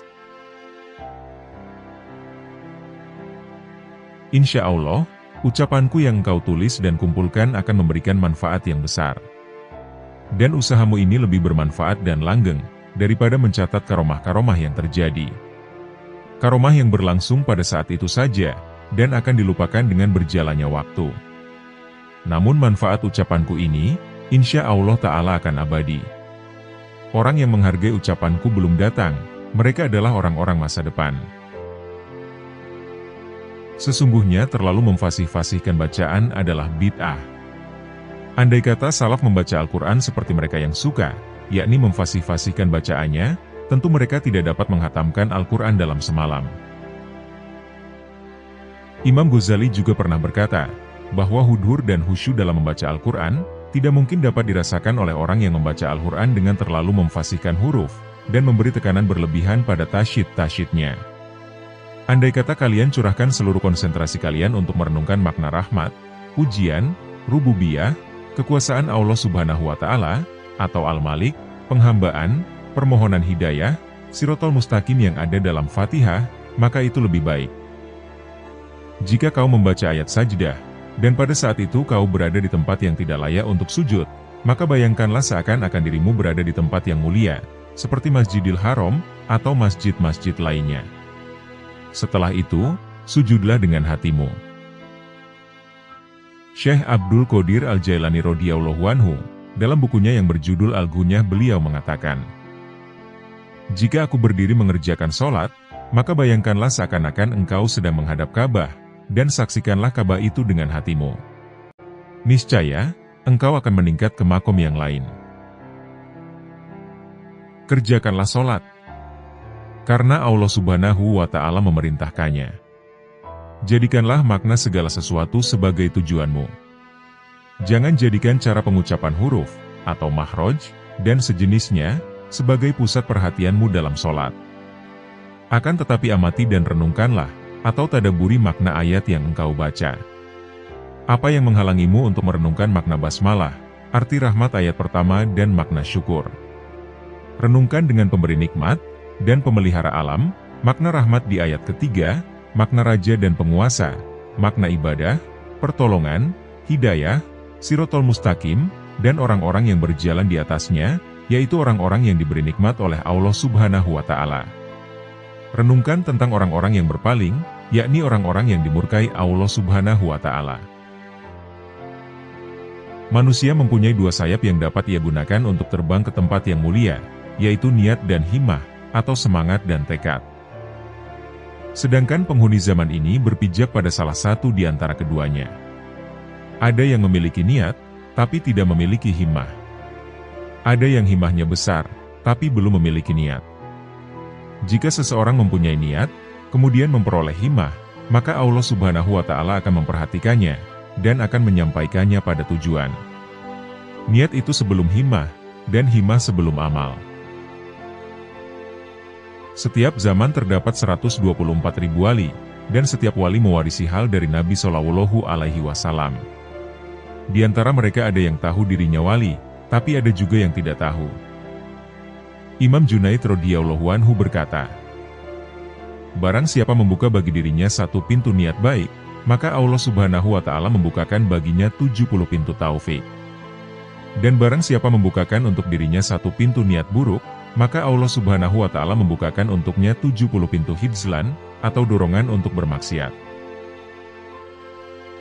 Jika engkau membaca sesuatu dan tidak dapat memahaminya, atau hatimu tidak hadir sewaktu membacanya, maka ulangi lagi di waktu yang lain. Sebab, setiap waktu memiliki rahasia yang berbeda.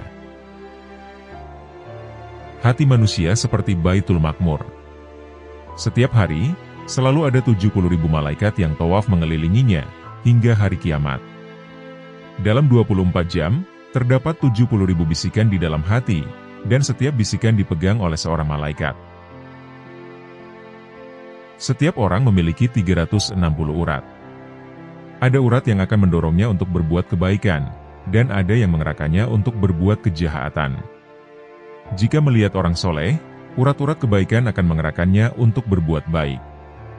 Dan jika melihat orang durhaka, maka urat-urat keburukannya akan menggerakkannya untuk berbuat jahat. Ilmu yang bermanfaat adalah ilmu yang tidak akan meninggalkanmu di dunia maupun di akhirat. Ilmu adalah alat.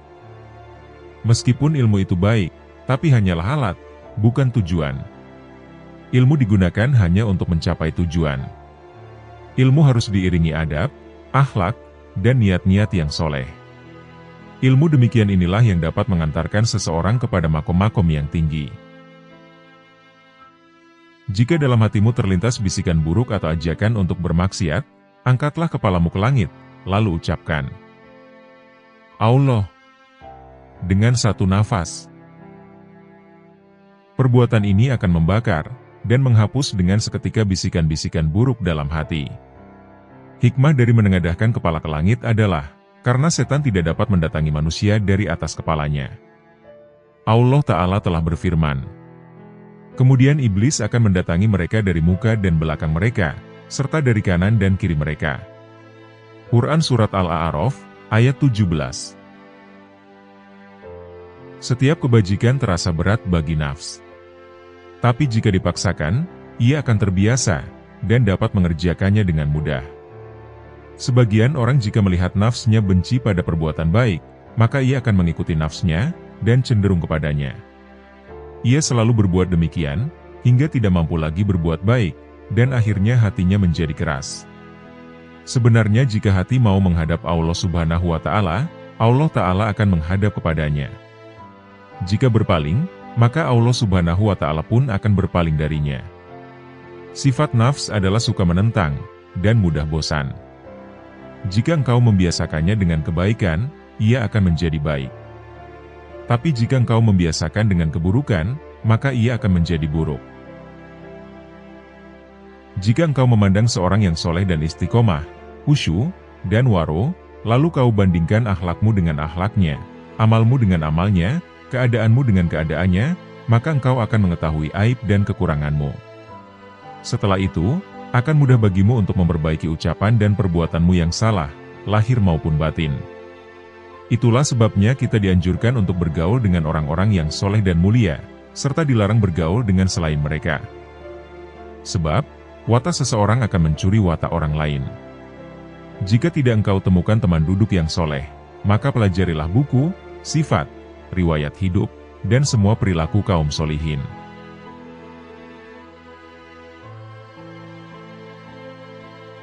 Nasihat dari Habib Abu Bakar bin Muhammad As-Segaf.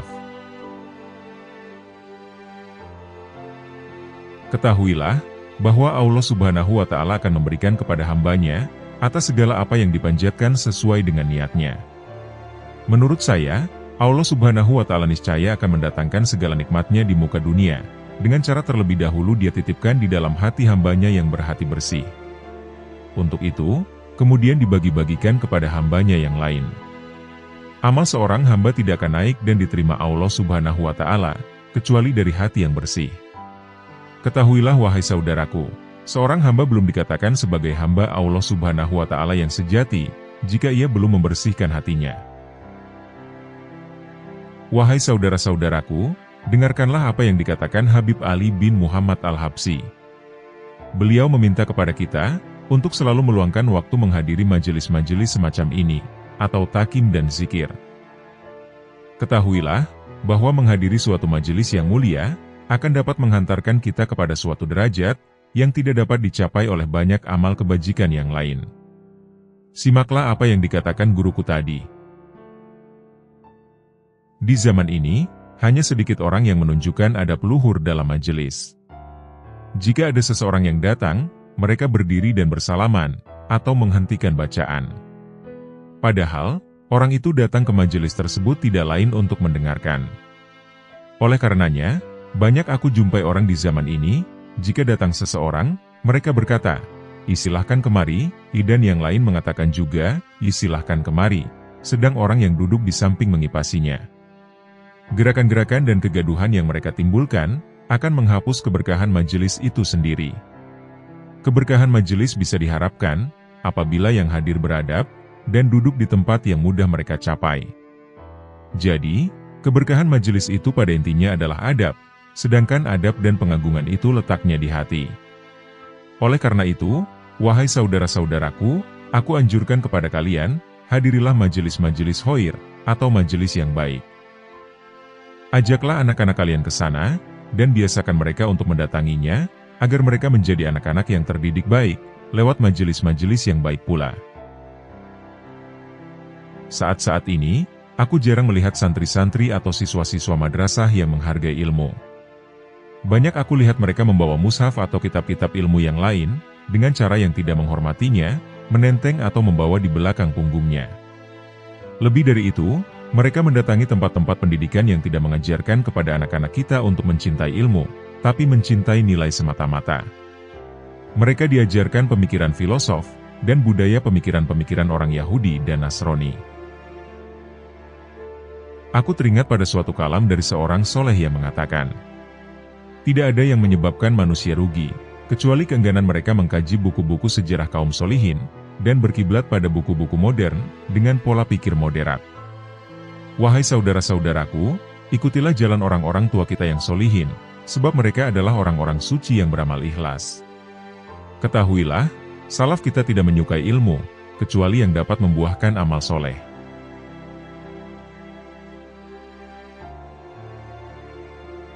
Nasihat dari Abah Guru Sekumpul.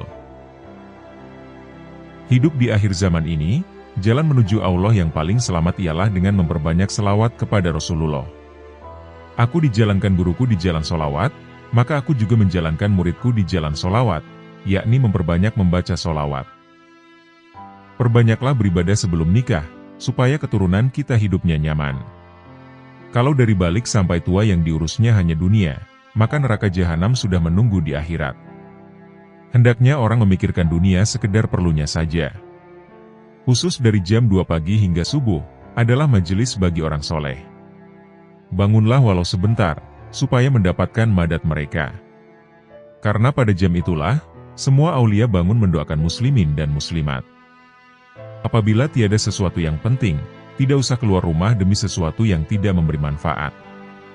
Perbanyaklah membaca solawat, membaca Al-Quran, jaga hati dari sifat merasa hebat, merasa memiliki, juga merasa suci.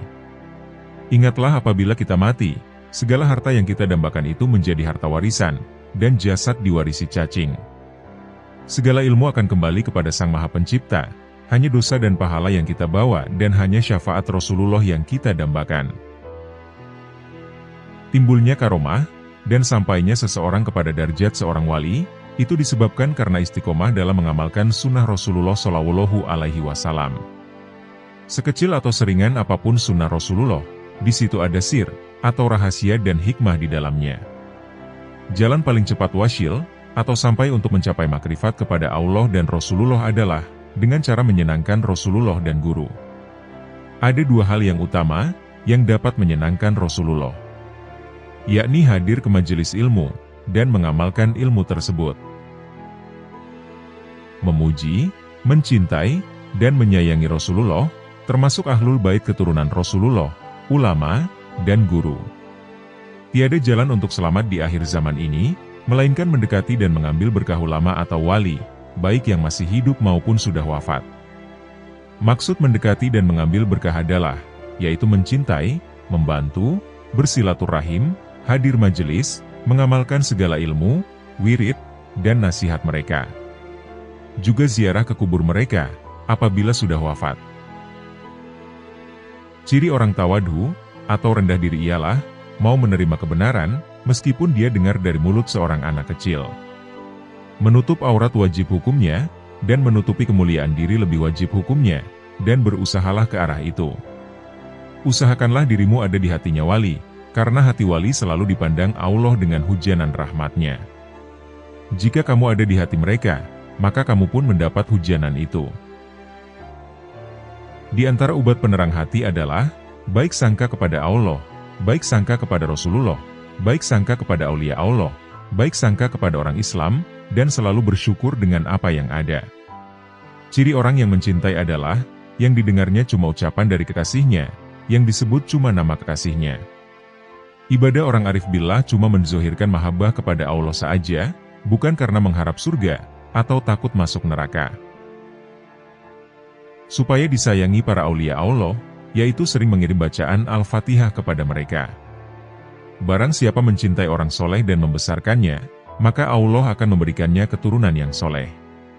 Supaya hidup penuh barokah, sayangi dan cintailah para aulia Allah. Aku selalu berada di dalam ruh pecinta-pecintaku. Apabila ada rasa rindu di hati kalian, berarti aku sudah maujud di batin kerinduan kalian.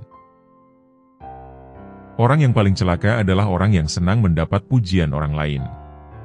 Menyukuri ilmu dengan mengamalkannya, menyukuri amal dengan ikhlas, dan menyukuri ikhlas dengan istiqomah. Sakaratul maut itu mudah bagi orang yang rajin membaca istighfar. Supaya tidak hancur di dalam kubur adalah mencintai aulia, dengan cara sering membaca riwayat mereka.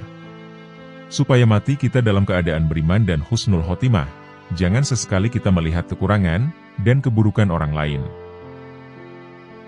Apapun pekerjaanmu, menjadi pedagang, pengajar, buruh, atau guru, usahakanlah agar seminggu sekali duduk di majelis ilmu, dan berkumpul dengan para ulama dan para habaib untuk menuntut ilmu agama, karena inilah jalan yang paling diridhai Allah Subhanahu wa Ta'ala. Kita takkan pernah boleh berkawan selama kita masih memandang dosa daripada kawan kita. Oleh sebab itu, pandanglah diri dahulu, sebelum memandang diri orang lain. Bagi orang yang beriman tatkala ditimpa musibah, mereka menganggap itulah hari raya bagi dirinya, karena dosanya dibersihkan oleh Allah. Jika kita ini kehilangan sesuatu, itu tandanya Allah menghilangkan yang tidak baik untuk kita. Mudahan kita ikhlas dan mampu bersabar dengan apa yang ditakdirkan Allah Ta'ala kepada kita.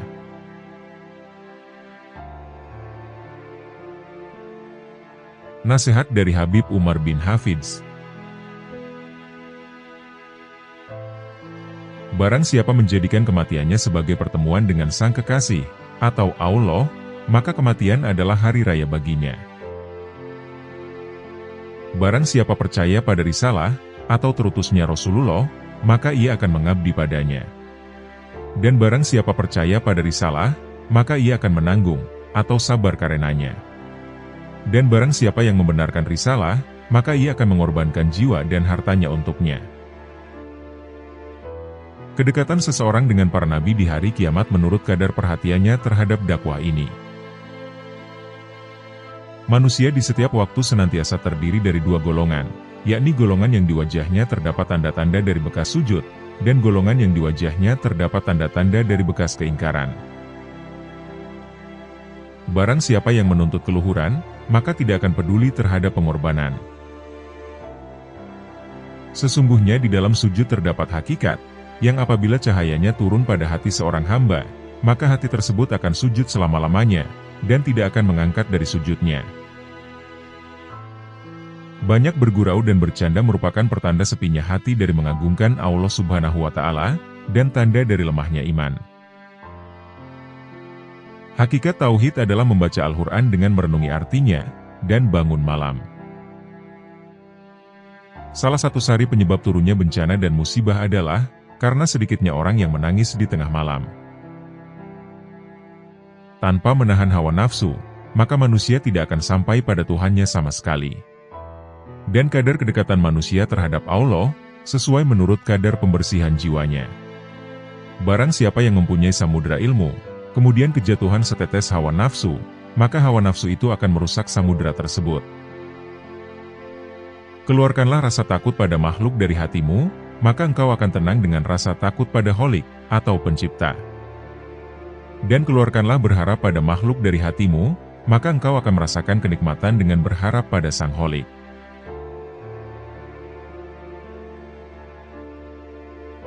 Demikianlah kumpulan nasihat kehidupan dari para waliullah. Semoga Allah Subhanahu wa Ta'ala mengumpulkan kita dengan para kekasihnya, di dunia maupun akhirat. Semoga kita dapat meneladani kepribadian akhlak para kekasih Allah, serta mengambil hikmah dari kisah-kisahnya. Dan semoga dengan apa yang telah kami sampaikan, dapat menambah ketakwaan kita kepada Allah Subhanahu wa Ta'ala. Wallahu a'lam bishawab.